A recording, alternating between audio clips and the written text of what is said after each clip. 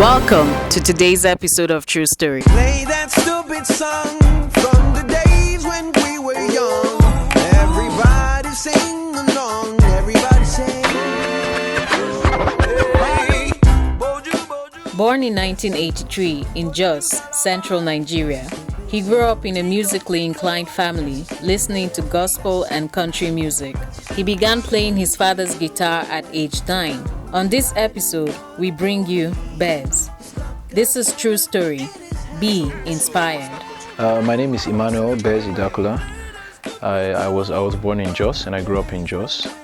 I lived in Jos for loads of years, and Jos was a very interesting environment for me to grow up in because it was where I cut my teeth musically. It was where my dad taught me how to play the guitar when I was about 9. And it was where I had my local church where I grew up in, so that was such an enabling environment for me to grow up and to hone my skills musically and to create this craft that I use right now as a profession.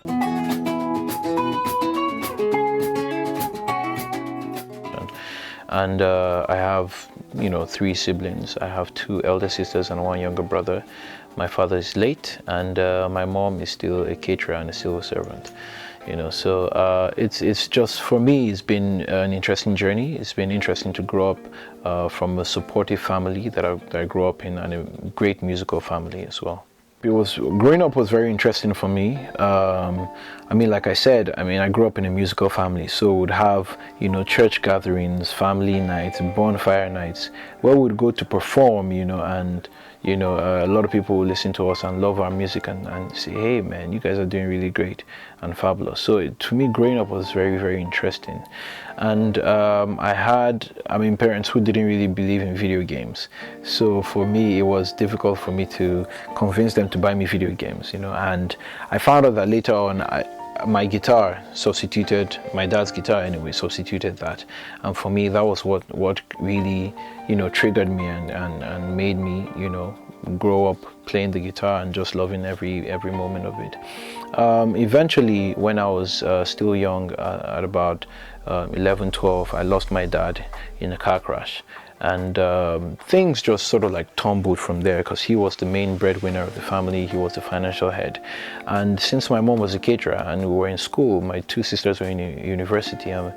My brother was in primary school and I was in secondary school. That was very expensive. She couldn't just hold, she couldn't take care of all those financial needs. And that for me was the beginning of miracles in my life. That was when somebody came and paid my fees anonymously, in my secondary school. They just paid everything from JS2 to SS3. And for me, it was just amazing to see that there are people that exist like that, and there are people who can actually just change somebody's destiny. Starting up in church, he says his music was influenced by the Commodore, Lionel Richie, Michael Jackson, Diana Ross. A graduate of Covenant University, he was motivated by words of the Chancellor, Bishop David Oyedepo. My dad was very musical. He listened to a range of stuff, and my mom as well listened to, so they had their own different record collection. My dad will have his own record collection, my mom will have her own record collection. And we'll listen to the Commodores, Lionel Richie, Michael Jackson, Diana Ross, Madonna, growing up listening to Don Williams, Dolly Parton, so a lot of country, a lot of soul music in the house, a lot of black music as well. So for me, that was what really influenced my musical choice, because it was rich and genuine music, and that was the kind of music that I grew up with. And for church, it was performing music with a group. It was performing with the youth fellowship, with the youth choir, and my sister sang, she still sings as well. For me, it was being influenced by all these musicality around me and just creating and crafting the music that I do right now from those influences.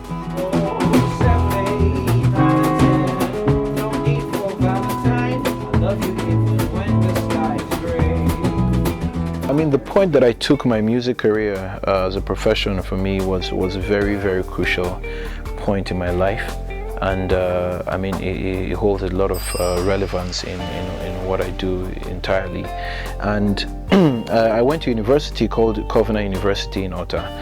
And we had the chancellor, who is the owner of the university, Bishop Oedipo, and he was always speaking about purpose. You need to find your purpose in life. Why are you here on earth? You're here on earth for a short time. Some people live for 20 years, some people live for less than that, and some people live for 50 years, 80 years. What do you do with the time that you're here on earth? You know, and I realized at that moment that I'm here on earth for a certain reason. I was created for a certain reason. And I had to go through books. I had to read a lot of self-help books, a lot of motivational books, a lot of spiritual books, and the Bible as well. I had to go in depth and search for my purpose, why I'm here on earth. And I discovered through all this soul searching that I was here to create music, and not just create music, but use that as a vehicle to add value to people, whatever way I can. And that is the legacy that I will leave here on earth whenever I'm done, you know. And I'm like, that is so powerful. And to me, that was a calling for me. It was just a straight, you know, it was straight nail to the head that this is what you're meant to do. This is what you're created for. It wasn't a mistake. So for me, that was when I was in my second year in university studying information technology.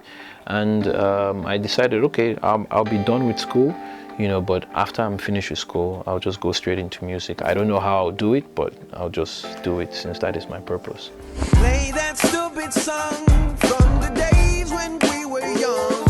Everybody sing along, everybody sing.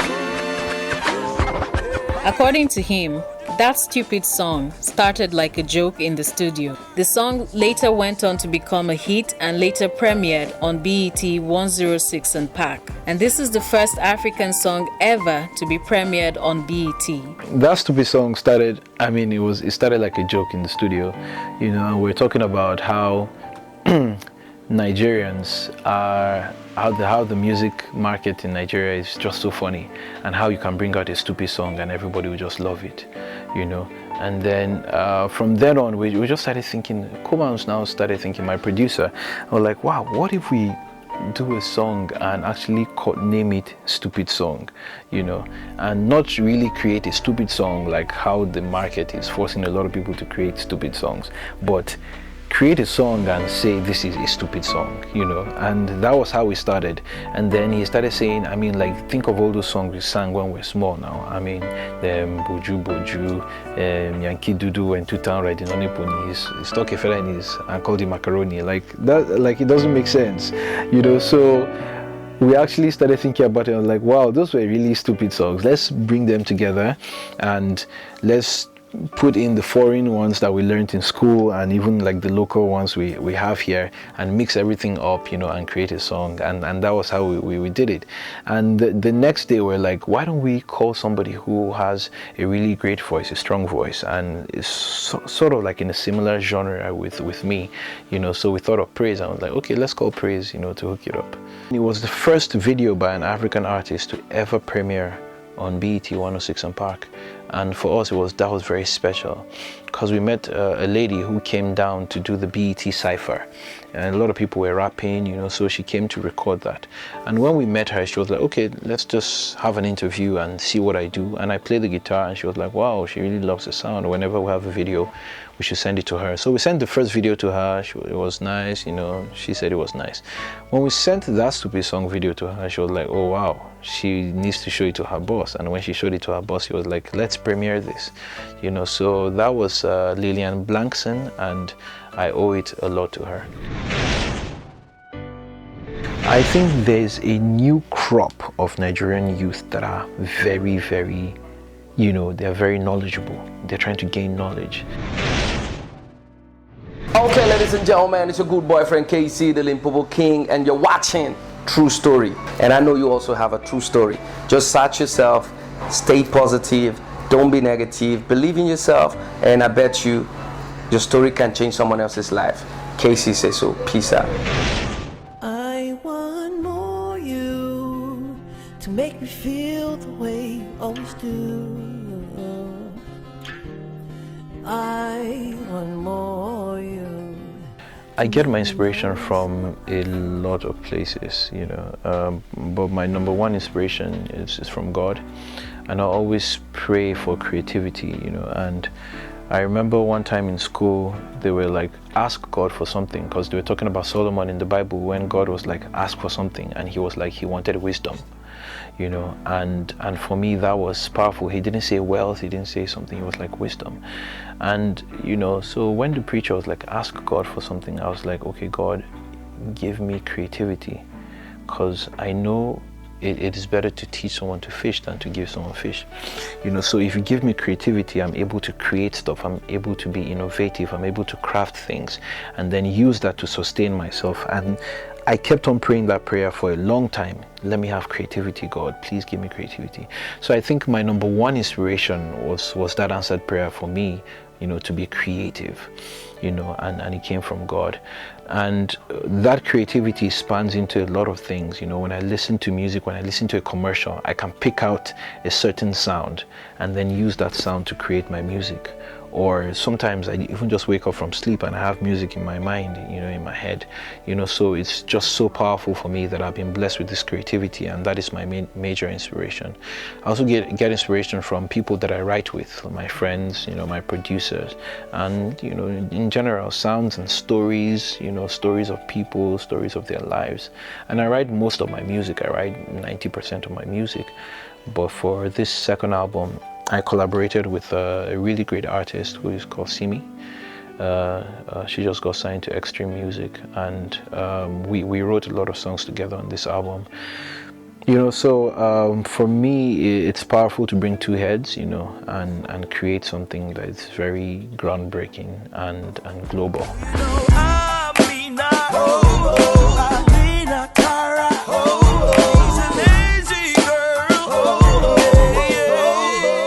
According to Bez, today's youth are very aggressive, and with technology at their disposal, they are unstoppable.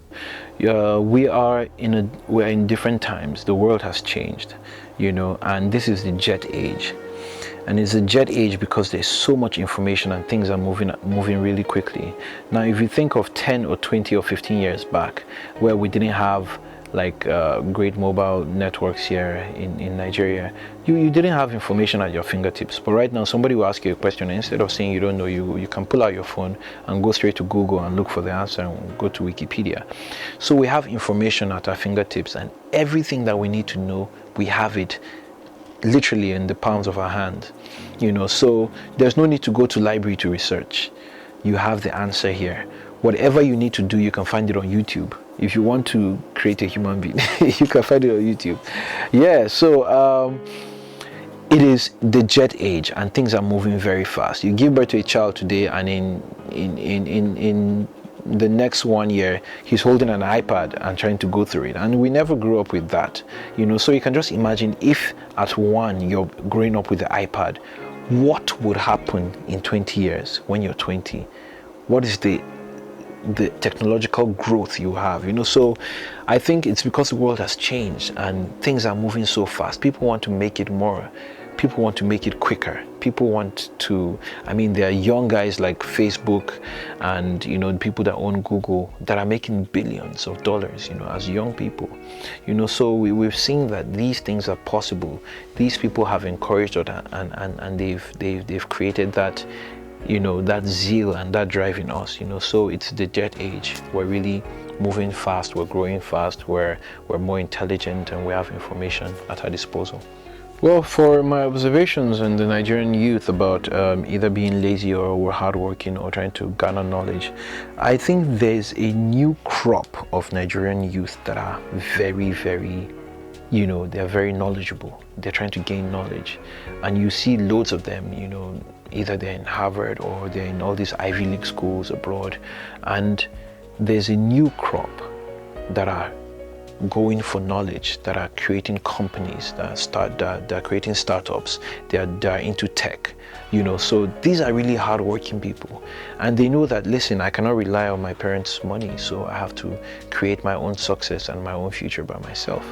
And in the same vein, you have a crop that are trying to make it through, you know, either swindling people or through a shortcut, you know. But the thing that you need to realize is there is that thirst, that hunger, and that drive for success.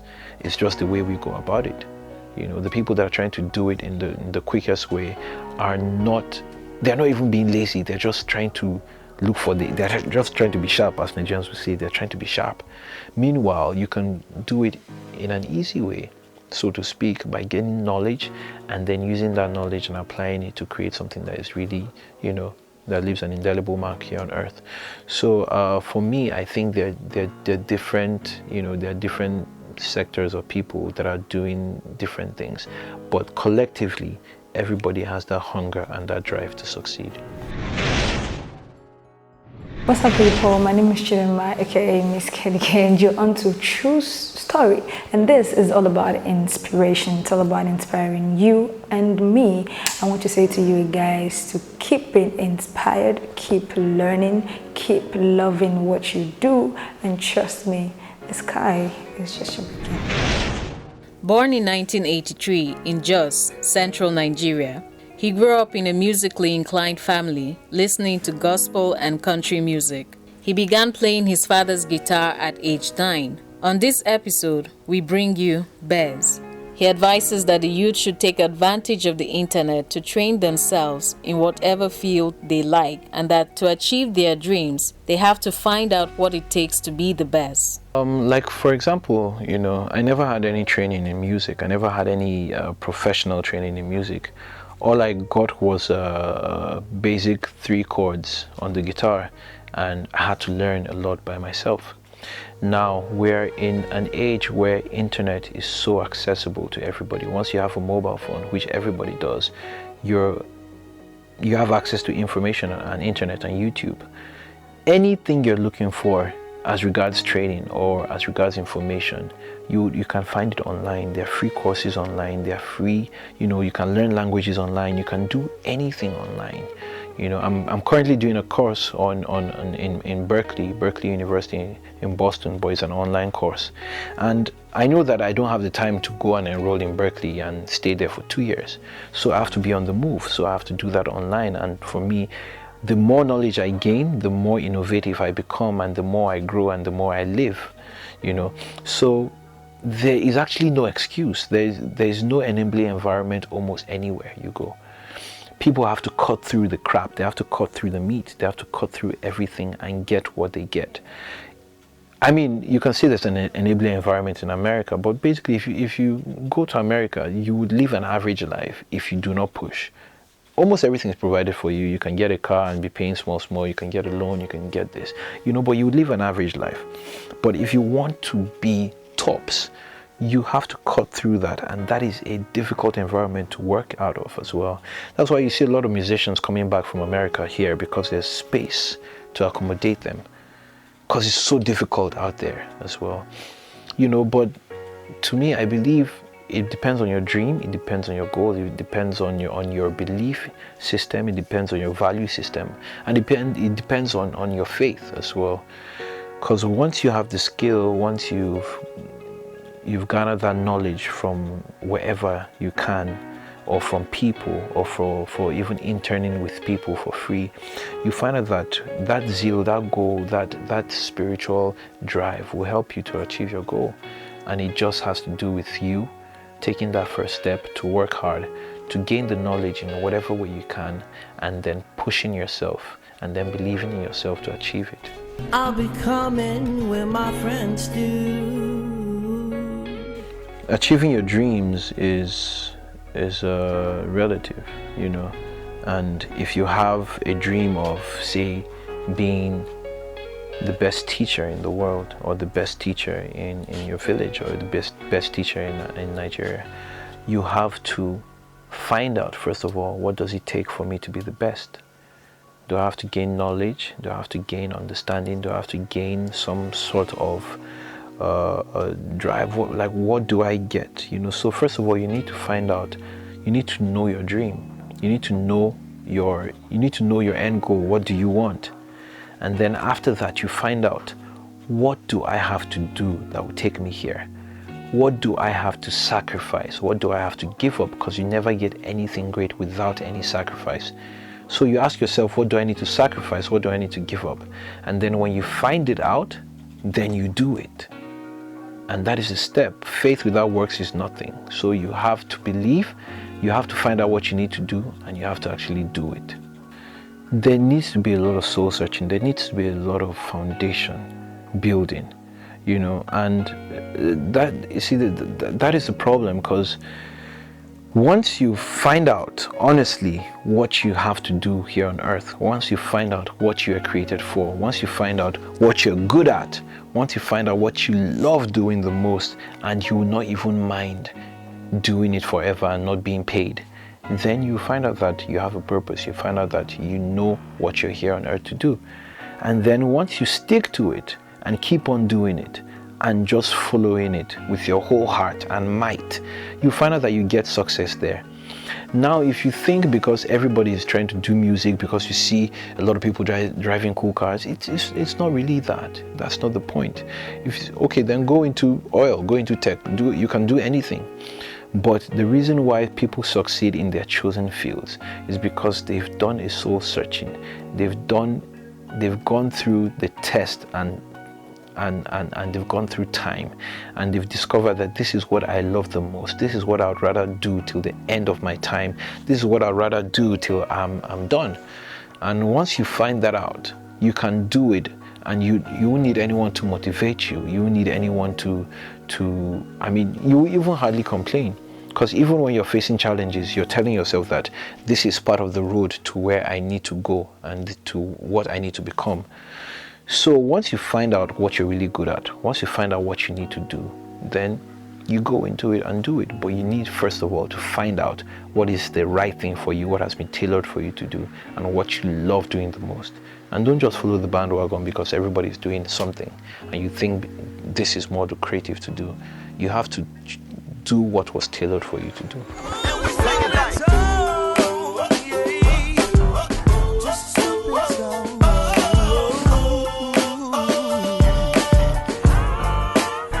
I have a philosophy in life, and this is my philosophy.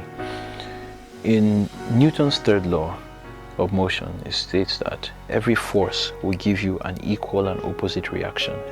So when you punch the door, you're going to feel pain, because that is an opposite and equal reaction to that punch. It also states that, this is not Newton's third law anyway, it also states that whatever you sow, you will reap. It's not possible for you to sow corn and reap beans. It's totally impossible. What goes up must come down. When you give, you receive. So that is my philosophy in life. And this, science shows it, life shows it, that whatever you put in, you get back. Garbage in, garbage out. And that's my philosophy in life. So when you want to get something, you have to put it in. You have to sow seeds. You have to put in hard work. Like I rehearse 3 times a week,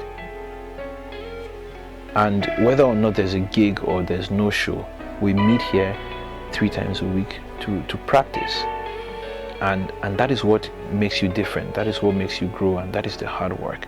And we found out that the more practice time we put in, the better we are on stage, the better we are even in our relationship with each other and communication.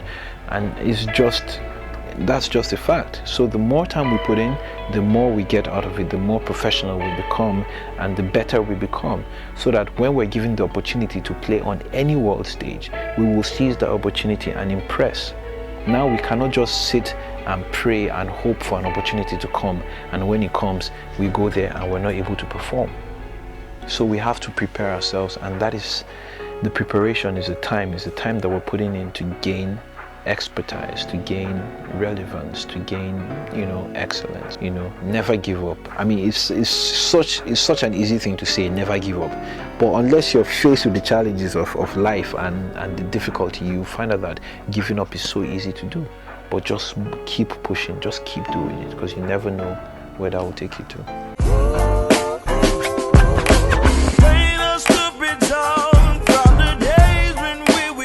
We hope you have been inspired on today's episode of True Story. If so, join us again on another interesting and inspiring episode next time on this station.